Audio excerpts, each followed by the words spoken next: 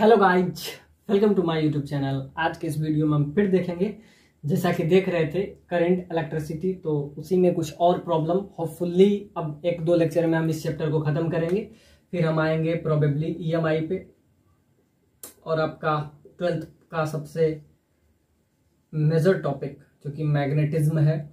उसके बाद आपका एसी आ जाएगा, फिर हम करेंगे मॉडर्न फिजिक्स। ये आपका ये वाला पार्ट चलता रहेगा। और दूसरा उधर मैकेनिक्स जो हम शुरू किए थे, मैकेनिक्स पार्ट 1 और मैकेनिक्स पार्ट 2, मैकेनिक्स वाला सीरीज भी चलेंगे। मतलब कि 11th part and 12th part दोनों आपका क्या चलेगा, कंटिन्यू चलता रहेगा, इधर से भी और उधर से भी। तो हालांकि ये चैप्टर करंट इलेक्ट्रिसिटी बहुत इजी चैप्टर होता है, इसमें कुछ नया कुछ करना है नहीं, बस एक ही है, किरचॉफ लॉ है, लूप लॉ है, आप लगाते रहिए। और थोड़ा सा ही कंसेप्ट है, बेसिक कंसेप्ट है, लेकिन फिर भी हम देखेंगे सब, क्योंकि जे एडवांस में ये क्वेश्चन आपका 1982 में 5 मार्क्स का ये क्वेश्चन पूछा है। हालांकि ये क्वेश्चन बहुत इजी है, बहुत इजी, क्योंकि हम इस टाइप के प्रॉब्लम हम बहुत पहले, मतलब बहुत सारे प्रॉब्लम हम कर चुके हैं। तो वैसे हम पहले भी बता दिए हैं फॉर जे मिन्स या जे एडवांस। तो ये तो जितना भी हम काम कर रहे हैं ये सब हम जे एडवांस के थ्रू के लिए ही कर रहे हैं। तो उसके सारे प्रॉब्लम आप ध्यान से देखिए, ये जो प्रॉब्लम है इतना सिंपल से इसको हम सॉल्व करेंगे, और जबकि ये 5 मार्क्स का क्वेश्चन पूछा है। अभी हम 2 3 4 क्वेश्चन लगातार करेंगे, और होपफुली अब इसमें कुछ नया टॉपिक यानी कि नया कुछ करने को है नहीं। तो उसके बाद हम ये एसी शुरू कर सकते हैं, या मैग्नेटिज्म और मॉडर्न फिजिक्स, ये सब खत्म करके, और पहले ही हम हीट एंड थर्मोडायनेमिक्स उसका प्लेलिस्ट हम डाल देंगे, हीट एंड थर्मोडायनेमिक्स, जो कि हम पहले कवर अप कर चुके हैं।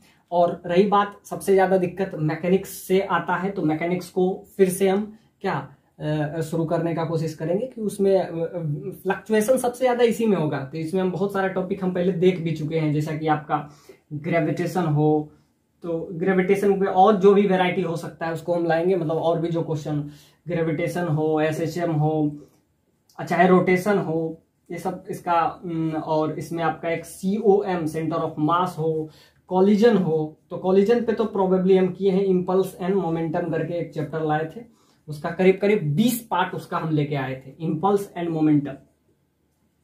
तो इसमें आपका कॉलिजन आ जाता है। उसके बाद आपका सेंटर ऑफ मास है। तो ये सब जो बेसिक टॉपिक है इसको भी हम आगे कैरी ऑन करने का कोशिश करेंगे। फिलहाल हम इस बेसिक सा क्वेश्चन से इस लेक्चर का हम शुरुआत करेंगे। बहुत बेसिक सा क्वेश्चन है एकदम, मतलब अगर हम देखें तो क्या इसमें निकालना क्या है, तो calculate the steady state current in 2 ohm resistor. तो 2 ओम ये जो रजिस्टर है उसमें आपको क्या निकालना है, calculate the steady state in 2 ohm resistor, internal resistance of a battery is negligible and capacitance of the condenser is C, यानी कि C इसका कैपेसिटेंस दिया हुआ है, और इसका वैल्यू आपको दिया हुआ है 0.2 माइक्रोफेराड।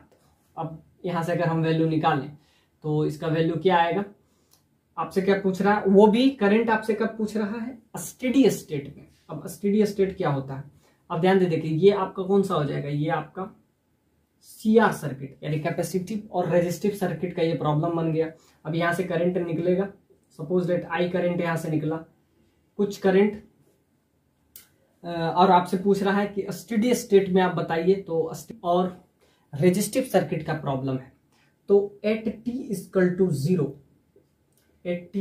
टू 0, यानी कि इनिशियली क्या होगा, ये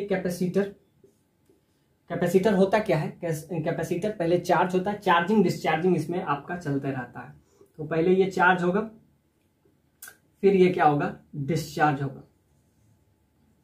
तो चार्जिंग डिस्चार्जिंग इसमें चलता रहेगा। तो पहले अगर ये इस कैपेसिटर पे क्या होगा, चार्ज होगा, फिर ये वापस से डिस्चार्ज होगा, और इस टाइप से ये प्रोसेस चलता रहेगा। और जब ये अपना एक स्टेडी स्टेट को अटेन करता है, यानी कि after getting its steady state, after getting its steady state,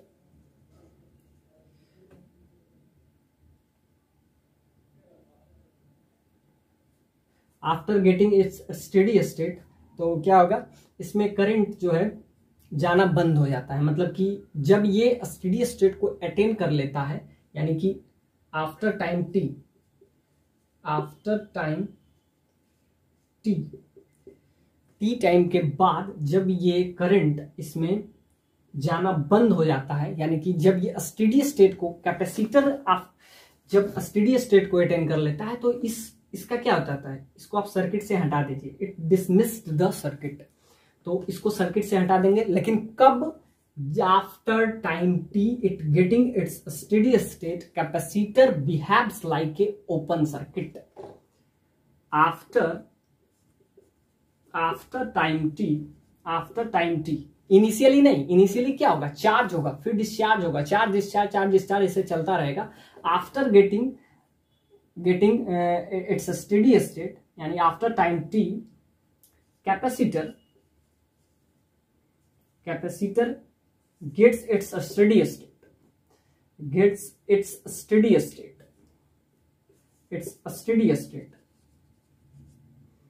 and capacitor behaves like a open circuit.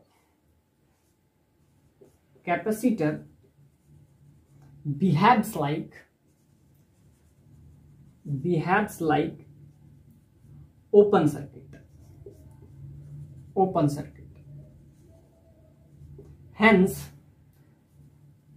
Hence there is no current flow through this way. So there is no current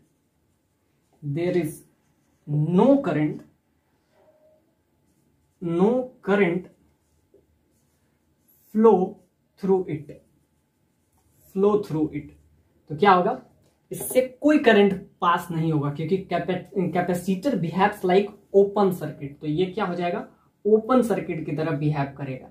बस ये particular concept आपको समझना था कि जब ये अपना steady state को अटेन कर लेता है, capacitor it gets steady state, so it behaves like a open circuit, तो इसको सर्किट से हटा देंगे। तो ये प्रॉब्लम अब कितना आसान हो गया। तो यहां से अगर आई करंट निकला तो सारा करंट इधर चला जाएगा।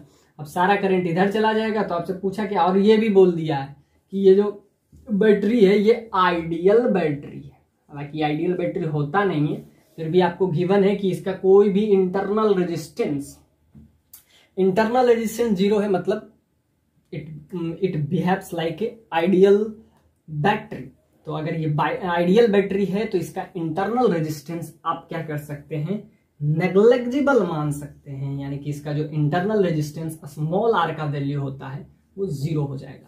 अब आपके लिए आसान है। आपका उसके बाद क्या पूछ रहा है, capacitor of condenser is C, तो आप बताइए। तो अब ये क्या हो जाएगा, इन दोनों का R इक्विवेलेंट अगर हम निकालें, इक्विवेलेंट, तो इसका वैल्यू क्या हो जाएगा, तो R1 into R2 divided by R1 plus R2, तो ये आपका हो जाएगा 2 इंटू 3 डिवाइडेड बाय, तो ये आपका क्या हो जाएगा 2 इंटू 3, 2 प्लस 3, तो ये आपका कितना आ जाएगा, तो ये आपका आ जाएगा 6/5 ओम।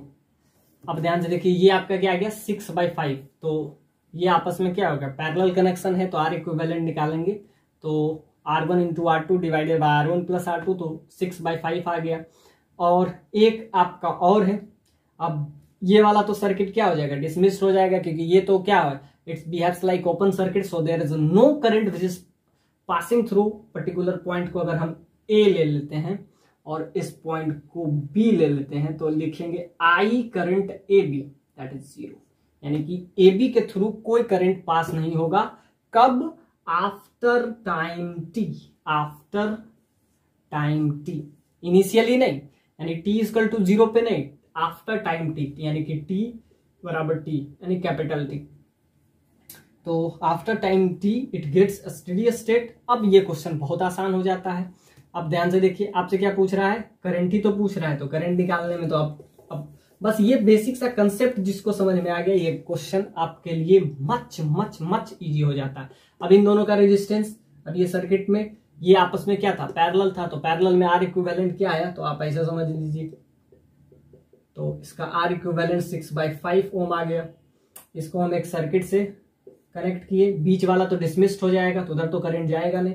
और यहाँ पे एक और रेजिस्टेंस है आपका, और ये रेजिस्टेंस 2.8 ओम है, 2.8 ओम। इसका ये आपका आइडियल बैटरी है 6 वोल्ट का, तो आइडियल बैटरी है मतलब इंटरनल रेजिस्टेंस इसके पास है नहीं, तो अब इसमें हम करंट बहुत आसानी से निकाल सकते हैं। तो जैसा कि आपको पता है V बराबर क्या होता है, IR। So I that is, अब तक क्या किए, तो आपसे पूछ रहा कि जब ये स्टेडी स्टेट को अटेन करेगा तो आप बताइए कि इसके अंदर करंट का वैल्यू क्या होगा। तो हम क्या किए, स्टेडी स्टेट को अटेन किया, तो कैपेसिटर का प्रॉपर्टी थे कि after getting it steady state it behaves like open circuit, तो ये ओपन सर्किट हो जाएगा, यानी कि इसका सर्किट से कोई लेना देना नहीं। यानी यहां से करंट अगर गया तो सारा करंट इधर चला जाएगा, इधर तो जा नहीं पाएगा क्योंकि ओपन सर्किट है, यानी कि current in A B that is equal to 0, तो सारा करंट इधर से पास करेगा। अब ध्यान से देखिए, इन दोनों में करंट डिस्ट्रीब्यूट होगा, और आपसे पूछ रहा है करंट इन 2 ओम रजिस्टर। आपसे कह रहा है कि 2 ओम जो रजिस्टर है, ये तो 2 ओम नहीं है, ये है, तो इसके अंदर करंट कितना फ्लो होगा। तो पहले हम निकाल लेते हैं करंट का फ्लो कितना होगा। तो इसका सर्किट बहुत बेसिक सा सर्किट बनेगा। ये आपस में क्या है, तो 2 ohm and 3 ohm are connected in series, जो कि आपको सिंपली दिख रहा है। तो आर इक्विवेलेंट का वैल्यू क्या आ जाएगा, तो 6/5 R1 इंटू R2। अब ध्यान से देखिए, यहाँ पे आपको दिया हुआ है कि इसका जो बैटरी है वो आइडियल बैटरी है, ये आपको गिवन है। तो अगर आइडियल बैटरी है तो ये कोई इंटरनल रेजिस्टेंस शो नहीं करेगा। तो अगर इंटरनल रेजिस्टेंस शो नहीं करेगा तो क्या हो गया, V बराबर IR, तो यहाँ से करंट, तो R रेजिस्टेंस, तो ये आपस में क्या कनेक्टेड है, तो ये आपस में कौन सा है, सीरीज कॉम्बिनेशन। तो लिखिएगा 6.5 ohm and 2.8 ohm connected in series. तो सीरीज कॉम्बिनेशन है, तो क्या आ जाएगा, रेजिस्टेंस इधर से करंट का वैल्यू क्या हो जाएगा, ये वैल्यू आपका आ जाएगा 6/4, इट मींस 1.5 एम्पियर का करंट आ गया। तो करंट आ गया, लेकिन क्या यही आंसर हो जाएगा, नहीं। आपसे पूछा है कि इसमें क्या होगा। अब ध्यान से देखिए, सपोज दैट इधर तो करंट जा नहीं सकता है, तो सारा करंट इधर ही आएगा। अब इसका कुछ पार्ट इधर भी जाएगा, कुछ पार्ट इधर भी जाएगा। तो करंट में सबसे इंपॉर्टेंट है, जब भी करंट हम डील कर रहे होते हैं तो उसमें हम बात करते हैं कि करंट का मतलब आप समझ जाइए कि फ्लो, वाटर का फ्लो है। अब ध्यान से देखिए, वाटर का फ्लो, या आप समझिए कि ये ट्रैफिक वाला प्रॉब्लम है, ट्रैफिक वाला ये प्रॉब्लम है। तो ट्रैफिक में आप जिधर देखिएगा कि रश ज्यादा है, तो उधर हम क्या करेंगे, तो उधर गाड़ी हम नहीं ले जाएंगे। जिधर भीड़ ज्यादा रहेगा उधर नहीं। तो सिंपल सा बात है कि यहां तक करंट आया, तो इधर सबसे ज्यादा करंट जाएगा कि इधर, तो जिधर रेजिस्टेंस ज्यादा होता है उधर करंट का वैल्यू कम होता है। अब सिंपल सा बात है कि V ओम्स लॉ से भी आप इसको समझ सकते हैं कि यहाँ पे क्या हो जाता है, करंट का वैल्यू उधर ज्यादा होता है, मतलब रेजिस्टेंस अगर ज्यादा है तो क्या होगा, तो रेजिस्टेंस अगर ज्यादा है, क्योंकि ध्यान से देखिए V तो कांस्टेंट है, V बराबर IR, तो करंट अगर ज्यादा है तो रेजिस्टेंस, क्योंकि करंट और रेजिस्टेंस एक दूसरे के इनवर्सली प्रोपोर्शनल है due to ohm's law. Ohm's law से आप सीख सकते हैं V बराबर, जैसा कि IR होता है, V बराबर IR, तो जैसा कि इसके बीच का पोटेंशियल तो कांस्टेंट रहेगा, और अगर पोटेंशियल कांस्टेंट है तो क्या हम कह सकते हैं कि अगर जिसका करंट ज्यादा होगा उसका रेजिस्टेंस कम होगा। ऐसे आप नहीं कह सकते हैं कि करंट ज्यादा होगा तो रेजिस्टेंस कम होगा। तो क्यों, जब पोटेंशियल सेम हो, जैसा कि आपको पता है V बराबर IR होता है, तो अगर पोटेंशियल सेम है यानी कि ये फिक्स है, तो ये करंट का वैल्यू अगर ज्यादा होगा तो रेजिस्टेंस का वैल्यू तो अपने आप कम हो जाएगा। अब ध्यान से देखिए, यहां से करंट गया, ये तो डिसमिस्ड हो गया, तो इसको सर्किट से हटा दिए, तो सर्किट कुछ बहुत सिंपल बना, और यहाँ पे हम क्या ले आए, करंट का वैल्यू ले आए। ये आपस में क्या था, तो आपस में ये सीरीज था, ये आपका क्या था, पैरेलल था। ये तो बहुत बेसिक बात हम सीखे। अब यहाँ पे हम जब भी देखते हैं, ये पूरा करंट इलेक्ट्रिसिटी में पूरा चैप्टर में यही काम करेगा कि जिधर रेजिस्टेंस ज्यादा होगा उधर करंट का वैल्यू कम होता है, क्योंकि करंट जो है इनवर्सली प्रोपोर्शनल होता है रेजिस्टेंस का। तो ये बात समझ में आ गया। तो इधर ध्यान से देखिए, टोटल करंट आपका आया 1.5 एम्पियर का करंट इसमें जा रहा है। तो इसका कितना पार्ट इधर जाएगा, तो इधर जाएगा 2/3 इधर जाएगा। अब सिंपल सा बात है, रेजिस्टेंस ज्यादा है, तो अगर रेजिस्टेंस ज्यादा है तो करंट का वैल्यू कम होगा। अब ध्यान से देखिए, तो करंट इन 2 ओम, तो करंट अगर हमको 2 ओम रेजिस्टर के पास चाहिए तो 1.5 टोटल है। अब ध्यान से देखिए, इसका कितना पार्ट इधर जाएगा, तो सिंपल सा बात है, इसका आपका क्या हो जाएगा, तो टोटल करंट, तो यहां से हम क्या लिख सकते हैं कि 2 ओम में आ जाएगा। तो इधर का वैल्यू करंट, इधर रेजिस्टेंस कम है करते हैं। तो इसमें हम ये देखेंगे कि ये 1.5 एम्पियर ये कितना पार्ट में कन्वर्ट होगा। सपोज दैट ये 2 और ये 3, तो टोटल 5 पार्ट में कन्वर्ट होगा। इतना बात समझ में आया। अब ध्यान से, जिधर रेजिस्टेंस कम है तो रेजिस्टेंस कम होगा, तो कहे थे कि रेजिस्टेंस करंट का इनवर्सली प्रोपोर्शनल होता है, यानी कि resistance is inversely proportional to current. तो करंट का वैल्यू आप अगर क्या रेजिस्टेंस बढ़ा रहे हैं तो करंट का वैल्यू कम हो जाएगा। तो सिंपल सा बात है, होना चाहिए क्या, यहाँ पे रेजिस्टेंस इसका 2 है, लेकिन यहाँ पे क्या होना चाहिए 3/5। ये बात समझना चाहिए, 2/5 नहीं होगा। अब हम किए क्या है, 2 पार्ट में, सपोज डेट I1 इधर गया और इधर I2, और आपको पता है कि एक I1 प्लस I2 का वैल्यू क्या होना चाहिए, I होना चाहिए। वापस से फिर मिल जाएगा यहाँ से, अगर ये I1 है और ये अगर I2 है तो ये वापस मिल जाएगा, फिर वापस से I हो जाएगा। तो इसको हम क्या किए, 5 पार्ट में डिवाइड किए। तो 5 पार्ट में अगर हम डिवाइड करते हैं टोटल करंट को, यानी 1.5 एम्पियर को अगर हम 5 पार्ट में कन्वर्ट करते हैं, तो ये आपका क्या हो जाएगा, तो यहां से वैल्यू 2/5 नहीं होने के बजाय 3/5 होगा, क्योंकि जिधर रेजिस्टेंस ज्यादा है उधर करंट कम होगा, और जिधर करंट कम है उधर रेजिस्टेंस ज्यादा होगा। अब उल्ट, क्योंकि एक दूसरे के इनवर्सली पर होना, तो 3/5। अब ध्यान से देखिए, ये आपका कैंसलाइज हो जाएगा 0.5 से, और ये आपका क्या आ जाएगा, तो ये आपका आ जाएगा 0.9 एम्पियर का करंट इधर से पास होगा। और यही पूछता है कि 3 ओम रेजिस्टर के पास कितना करंट होगा after it getting its steady state. तो क्या करेंगे, 1.5 एम्पियर के करंट को टोटल पार्ट में डिवाइड किए, 2 + 3 टोटल 5 पार्ट। अब इधर रेजिस्टेंस का वैल्यू ज्यादा है तो करंट का वैल्यू कम होगा, तो यहाँ पे 3/5 नहीं लिखेंगे, 2/5 लेंगे। ये कंसेप्ट आपको समझ में आना चाहिए। तो यहाँ से क्या होगा, हालांकि आप सब्ट्रैक्ट कर सकते हैं, वहां से भी आ जाएगा। ये आपका क्या हो जाएगा 0.3 और ये आपका 0.6 आ जाएगा। दोनों को ऐड कीजिए तो क्या आ जाएगा वापस से। अब इसमें अगर पूछता तो इसमें पूछता तो आपको, इसमें तो करंट का वैल्यू वही होगा क्या 1.5, टोटल करंट तो इसी से पास करेगा। तो अगर जिस भी रजिस्टर के अलोंग आपसे पूछ रहा है, तो ये क्वेश्चन बहुत बेसिक था। बस ये समझिए कि जिधर रेजिस्टेंस ज्यादा होता है, यानी कि ये प्रॉब्लम है ट्रैफिक वाला, आप समझिए कि जिधर रश ज्यादा होता है उधर हम जाना पसंद नहीं करते हैं। एग्जैक्टली करंट भी वही रूल को फॉलो करता है, जिधर भी रश ज्यादा होगा, यानी जिधर भीड़ ज्यादा होता है उधर हम जाना नहीं पसंद करते हैं। एग्जैक्टली करंट भी वही करता है। अब ध्यान से देखिए, यहाँ पे एक सबसे बड़ा कंफ्यूजन है, 3/5 कैसे लिख दिए, होना तो चाहिए था 2/5। कि हम क्या किए, ये 2 और 3, तो नीचे तो 5 हो गया कि 5th पार्ट में हम इसको डिवाइड किए, तो 2/5 होना चाहिए था कायदे से।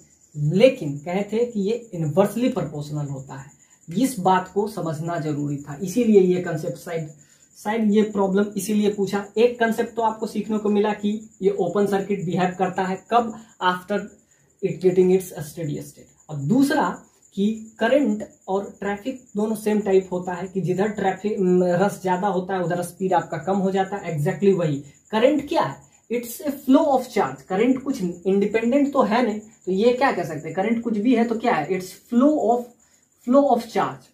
इसलिए ये ट्रैफिक टाइप हो जाता है कि ट्रैफिक में उसमें भी तो क्या फ्लो होता है ना, ये भी एक फ्लो है। तो जैसा कि करंट होता क्या है, करंट सिंपली होता है चार्ज का फ्लो पर यूनिट टाइम में कितना चार्ज का फ्लो होता है, वही तो करंट होता है। Current is not a vector quantity. क्यों? क्योंकि ये वेक्टर एडिशन लॉ को फॉलो नहीं करता है। तो सिंपल सा बात है कि जैसे वाटर का फ्लो होता है वैसे करंट का फ्लो है। तो करंट का फ्लो इसमें 2/5 नहीं 3/5 होता है, क्योंकि ये इनवर्सली प्रोपोर्शनल है। और यही अगर इसमें पूछेगा तो 2/5, दोनों को ऐड कर दीजिए, ये आ गया। तो इस बेसिक सा कंसेप्ट, बहुत बेसिक सा कंसेप्ट है, लेकिन ये कंसेप्ट आईआईटी हर बार पूछता है। और आईआईटी ये प्रॉब्लम 1982 में 5 मार्क्स का ये क्वेश्चन पूछा था। हालांकि ये क्वेश्चन, ये प्रॉब्लम जो कि बहुत बेसिक सा क्वेश्चन है, और ये क्वेश्चन आपका 1984 में ये आपका 6 मार्क्स का ये क्वेश्चन है। और ये आपसे पूछ क्या रहा है, potential difference across B and D. तो बी और डी के बीच में आपसे क्या पूछ रहा है, पोटेंशियल डिफरेंस यानी पीडी का वैल्यू पूछ रहा है।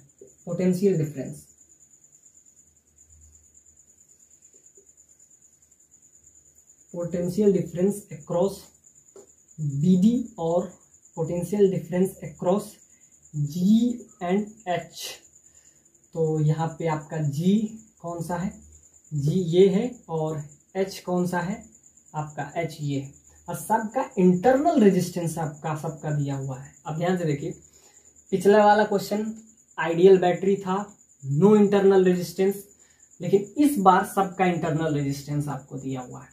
तो इस क्वेश्चन में थोड़ा सा मतलब ट्विस्ट किया है कि इसमें सारा का इंटरनल रेजिस्टेंस दिया हुआ है। मतलब ऐसा समझिए कि इसमें एक इंटरनल रेजिस्टेंस है और इसका इंटरनल रेजिस्टेंस का वैल्यू 2 ओम है, इसका इंटरनल रेजिस्टेंस है और इसका इंटरनल रेजिस्टेंस का वैल्यू आपको कितना दिया हुआ है, 1 ओम।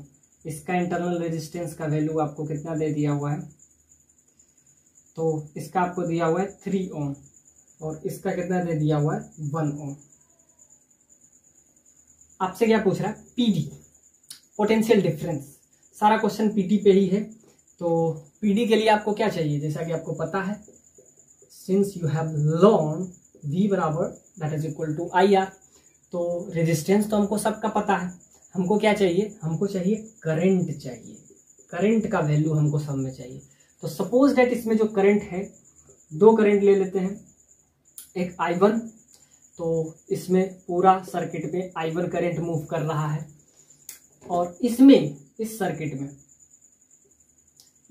में हम ले लेते हैं सपोज दैट ये कि I2 करंट इसमें मूव कर रहा है।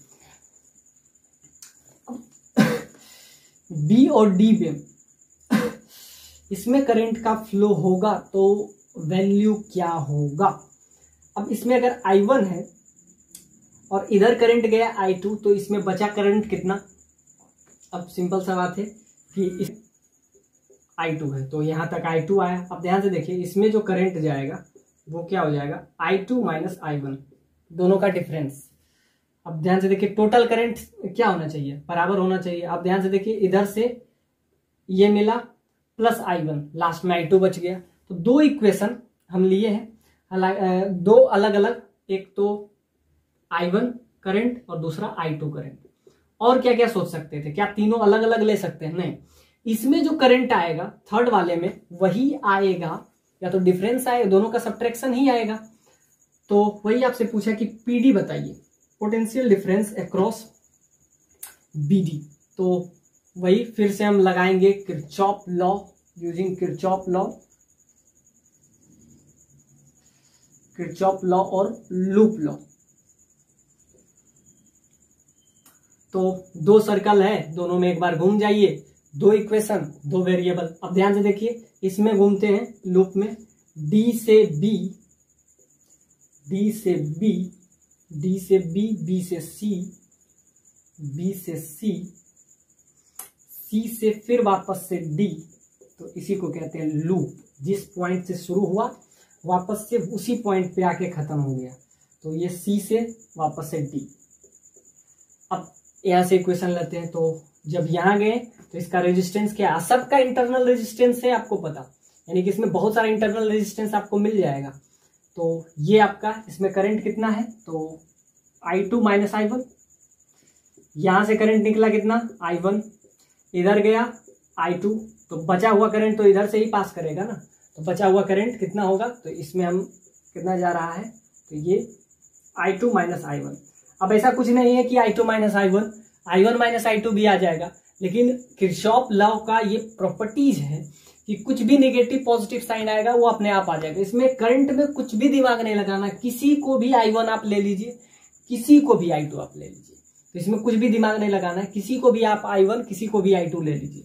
अब ध्यान से देखिए, अगर इसको I1 लेते तो इसको I2 ले लें, क्योंकि आपको दो अलग अलग लूप में घूमना है, तो दो अलग अलग करंट का वैल्यू हम लिए, और इसमें क्या होगा, तो इसमें क्या होगा, वही होगा दोनों के बीच का डिफरेंस।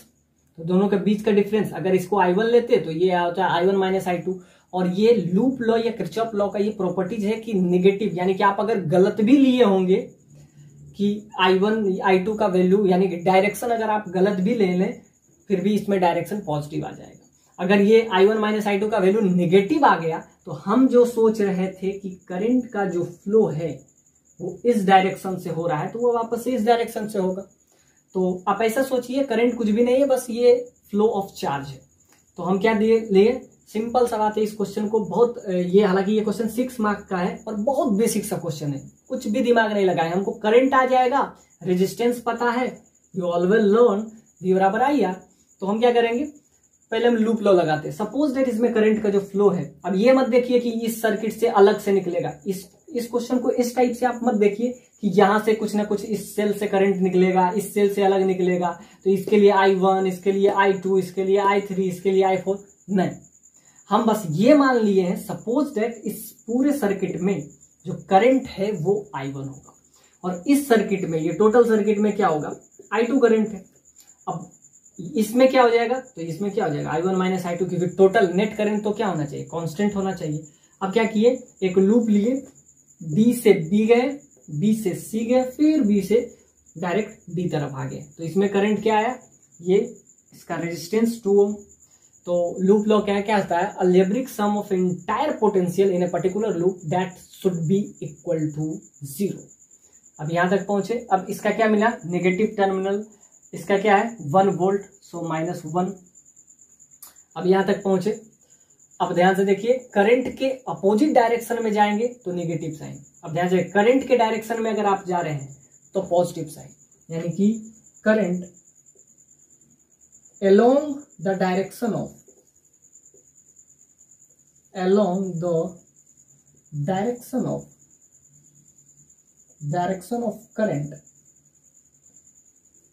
करंट के डायरेक्शन में, सो taken as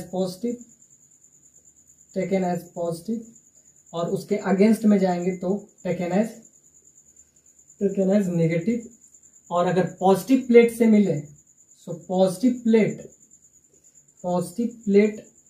of cell taken as positive,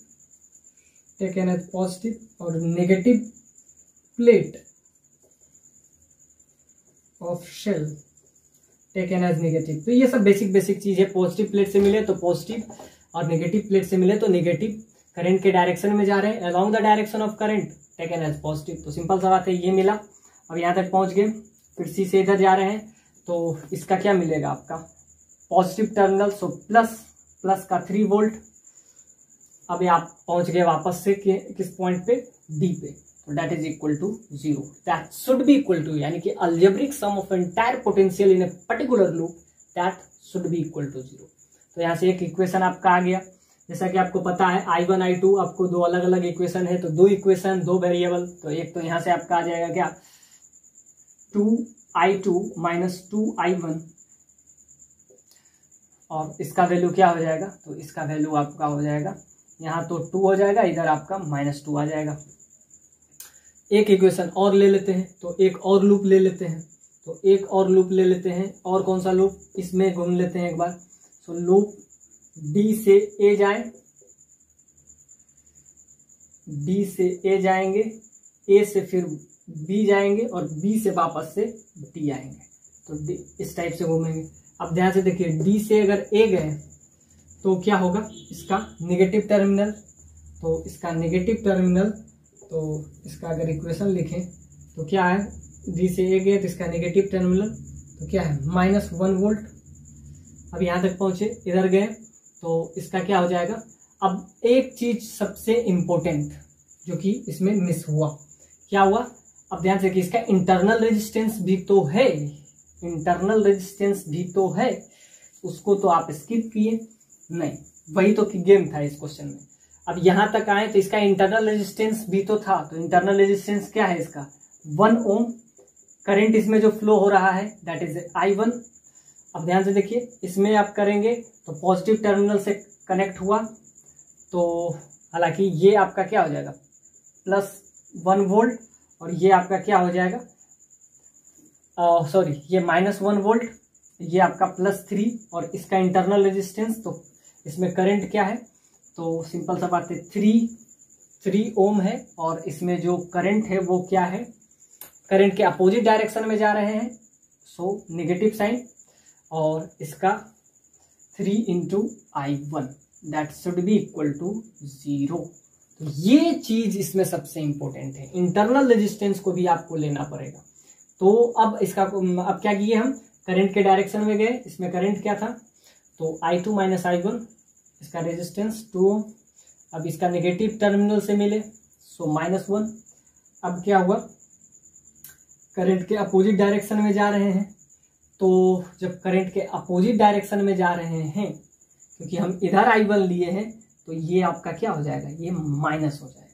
तो एक इक्वेशन यहां से आ गया। अब इसको अगर आप इजी कर लें इस इक्वेशन को और एक इसमें घूम लेंगे, I1 I2 का वैल्यू आ जाएगा, तो इसका वैल्यू आपका क्या हो जाएगा 2I2 - 2I1, और यहाँ पे आपका क्या हो जाएगा -I1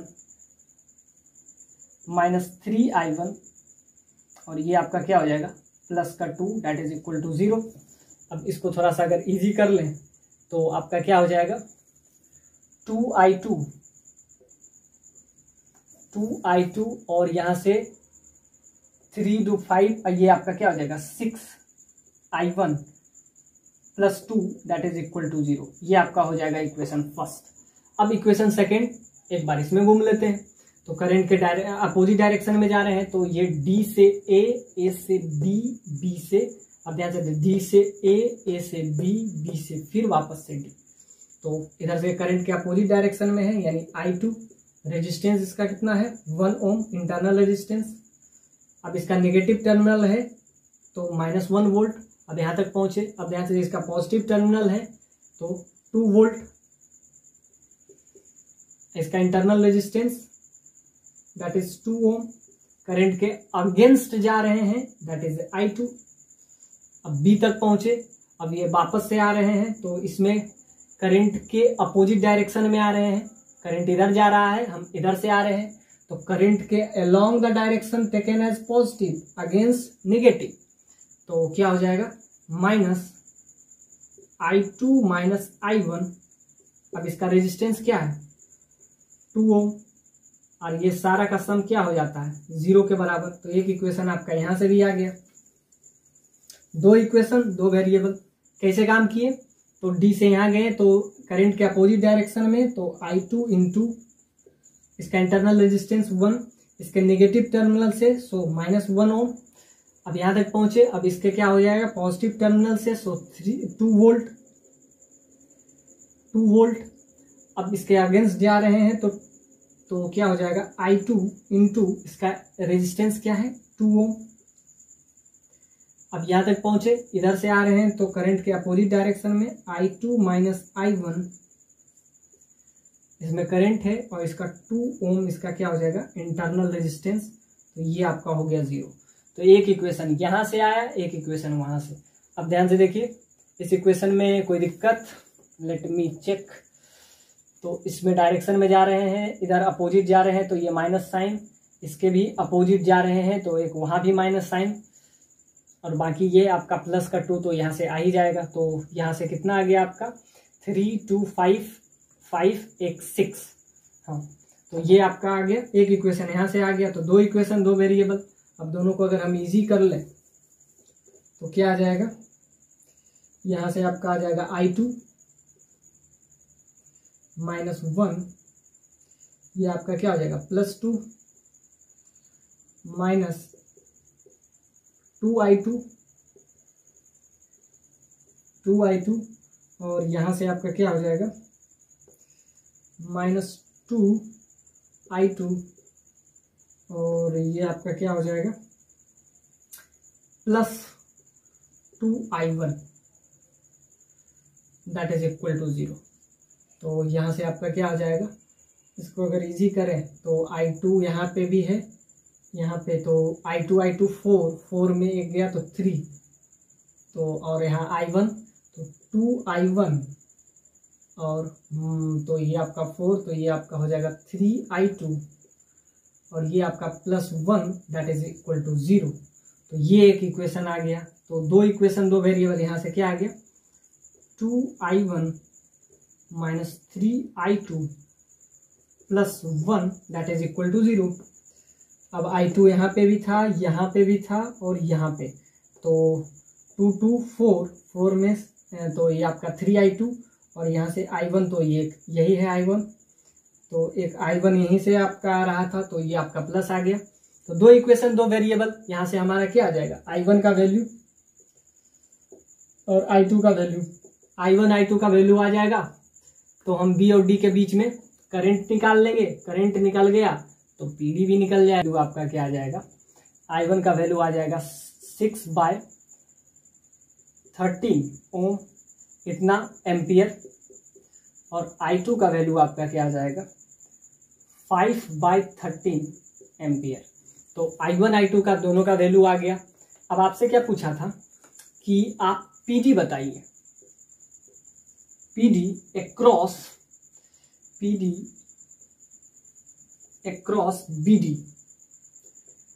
BD के अलावा। तो सिंपल सा बात है कि दोनों का करंट में हम क्या करेंगे, सब्ट्रैक्ट कर देंगे। और जैसा कि यू हैव लर्न V बराबर IR, तो करंट हमको पता चाहिए, रेजिस्टेंस तो हमको पता ही है, V बराबर IR, रेजिस्टेंस 2 ओम है। अब हमको I2 माइनस I1 का वैल्यू चाहिए, यानी कि दोनों को क्या करेंगे, सब्ट्रैक्ट कर लेंगे। तो क्या हो जाएगा, तो दोनों को अगर सब्ट्रैक्ट करते हैं तो ये आपका क्या है 1/13 आ जाएगा, 1/13। तो ये आपका 1/13 हो जाएगा, तो 2/13 इसका इतना वोल्ट इसका वैल्यू आ जाएगा। दोनों को सब्ट्रैक्ट करेंगे तो क्या हो जाएगा 1/13 इंटू 2, सो 2/13 वोल्ट। ये आपसे यही पूछा था कि आप बताइए B और D के बीच में पोटेंशियल डिफरेंस का वैल्यू क्या होगा, PD अक्रॉस BD। अब आपसे कह रहा है कि G और F के बीच में, तो G ये है, G और H के बीच में, H और G के बीच में, तो H और G के बीच में भी अब आपका क्या हो जाएगा, निकल जाएगा। अब ये भी बहुत आसान है। तो इसमें across the terminal of G and H, तो G और H के बीच में, तो G और H के बीच में हम जाएंगे। अब करंट आपको पता चल गया, तो G से अगर गए तो इसका आपका क्या है -3 वोल्ट। इसमें जो करंट है, करंट इसमें है वो I1 करंट है, तो करंट का वैल्यू क्या आ गया आपका 6/13, और इसका इंटरनल रेजिस्टेंस आपका क्या है 3 है। तो इधर अब H तक पहुंचेंगे तो इसका क्या हो जाएगा +1 वोल्ट इसका, क्योंकि पॉजिटिव टर्मिनल से मिले, और यहाँ पे इसका इंटरनल रेजिस्टेंस क्या है तो 1, तो प्लस क्या हो जाएगा 1 ओम, और इसमें करंट क्या है, तो करंट तो वही होगा दोनों में सेम 6/13। तो ये आपका आ जाएगा यहाँ से वैल्यू। हम क्या करेंगे, अब B से D के बीच में तो हम निकाल लिए, करंट आपको पता था, दोनों के बीच का डिफरेंस निकाल लिए और उसके रेजिस्टेंस से मल्टीप्लाई कर दिए। और हमको क्या चाहिए G और H के बीच में, तो यहाँ से G से नेगेटिव टर्मिनल मिला। अब यहाँ से क्या हो जाएगा, तो ये आपका क्या हो जाएगा, ये आपका -2 हो जाएगा, और ये 6/13, और ये क्या हो जाएगा 4 हो जाएगा। तो ये आपका आ जाएगा वैल्यू, ये करीब करीब आपका कितना हो जाएगा, तो ये आपका PD पोटेंशियल डिफरेंस का वैल्यू आ गया। और यही आपसे पूछ रहा था। अब नेगेटिव का मतलब है कि ये वाला करंट का जो फ्लो होगा, अब ध्यान से देखिए यहाँ पे क्या आ जाएगा, ये कुछ भी वैल्यू आ जाएगा, ये 24 आएगा और ये आपका क्या हो जाएगा, ये 2 से छोटा हो जाएगा। तो 2 से छोटा हो जाएगा तो निगेटिव का मतलब क्या हो गया कि हम समझ रहे थे H जो है करंट का फ्लो जो है G से H की तरफ, क्योंकि करंट का फ्लो हमेशा क्या होता है, हायर पोटेंशियल से lower potential, higher potential to lower potential. जबकि क्या आ रहा है, इधर से अगर हम वैल्यू निकाल रहे हैं G से H के तरफ, तो हमें से पता चला कि H से G के तरफ आएगा, यानी हम सोच रहे थे करंट इधर फ्लो करेगा, करंट का डायरेक्शन इधर हो जाएगा। सिंपल सा बात है कि करंट का फ्लो क्या होता है, हमेशा हायर पोटेंशियल से लोअर पोटेंशियल की तरफ होता है। तो बस ये क्वेश्चन अब आसान हो गया। सिंपल सा बात है, I1 I2 का वैल्यू निकालना था। आपको क्या चाहिए था, आपको किरचॉफ लॉ पे कमांड चाहिए, लूप लॉ पे कमांड चाहिए। दोनों का इक्वेशन सॉल्व कर दीजिए, आपका आंसर आ जाएगा। पीडी पहला वाला तो ऐसे ही आ जाएगा और दूसरा क्या हो जाएगा, G से H की तरफ जाएंगे, इसका नेगेटिव टर्मिनल मिला सो -3, इसके पास इंटरनल रेजिस्टेंस था 3 ओम, इसके पास करंट I1 था तो 6/13। अब यहाँ तक पहुंचे तो इसका पॉजिटिव टर्मिनल मिला सो +1 और इसके पास 1 ओम का करंट था और 6/13 इसका क्या था, करंट। तो ये बेसिकली इजी हो गया, यही आपसे पूछा था पीडी का वैल्यू, पोटेंशियल डिफरेंस।